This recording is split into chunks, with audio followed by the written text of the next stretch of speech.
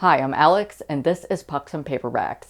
Today I have my June book haul. I didn't buy a lot of books in June, but I did receive a couple, so let's talk about them. If you watched my Queer Lit Readathon vlog, I went to the city for an author event, and I picked up 2 books.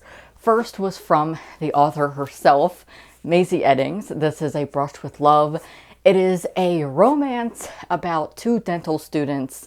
There's anxiety rep, and I just love me a book about anxiety, and especially set in college. I just really enjoyed what she had to say and just how she talked about writing messy characters and why it's important for her to have representation for her own mental health, and just why it is important to have in adult romances especially. And I just really appreciated what she had to say, and I cannot wait to read A Brush with Love because I've heard amazing things about it, and so hopefully I'll pick it up soon. And while I was there, I also picked up A Lat's Away by Darcy Little Badger because I'm absolutely obsessed with it now. This is about Ellie, or A Lat's Away. Essentially, this is about Ellie trying to get to the bottom of her cousin Trevor's murder. And so we're following a murder mystery, but there's also vampires, and she has a ghost dog, and I absolutely love this. I read the audiobook, but I was at the bookstore and determined to buy it because I loved it so much.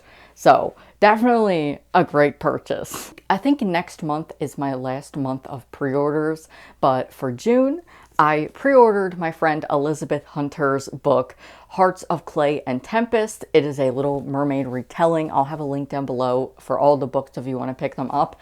And basically, this is a Little Mermaid retelling. This is her debut, and I really wanted to support her, so I'm really excited to read this one. Then I was pleasantly surprised by one of my subscribers, so thank you so much to David for sending me a copy of Too Bright to See by Kyle Lukoff, one of my favorite books of the year.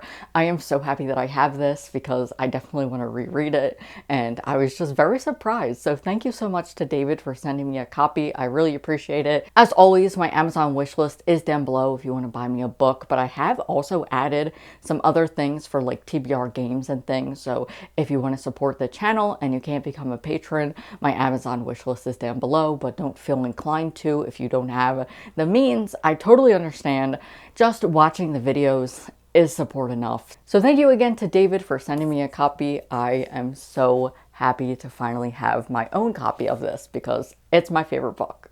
Next, I picked up some books for videos, so I'm just going to talk about them, but I won't say what they're actually for because I don't want to put it into existence if it doesn't pan out. So I picked up On a Summer Night by Gabriel D. Vidrine, and I've been wanting to pick this up because I love books set at summer camp, and this is about a trans boy who falls for his bunkmate, and that is all I need in my life. I love it, and I'm so excited to read it. And then I picked up these. I have Kurt Vonnegut's Slaughterhouse-Five and Jack Kerouac On the Road. And I'm not going to say anything about them. They're classics, and I'm just going to be very vague because I hope this video works out, but I don't like classics. Well, I don't want to say I don't like classics. I just don't read enough of them, so I want to make sure that I can read these and they're good for a video of me reading these, or if I should just leave it alone and let other people do it. But yeah, that's that.